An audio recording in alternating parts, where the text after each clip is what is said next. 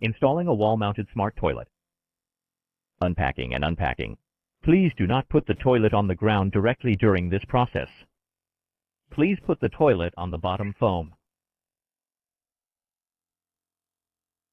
Snap out the two small white silicone. Loosen the two fixing screws.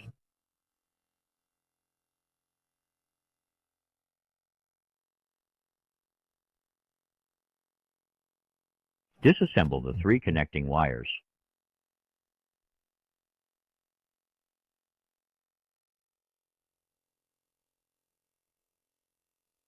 This procedure must be done on the foam. Unsnap the clips, pull out the black rubber hose, and remove the plastic water tank. Attach the ceramic cushion to the case.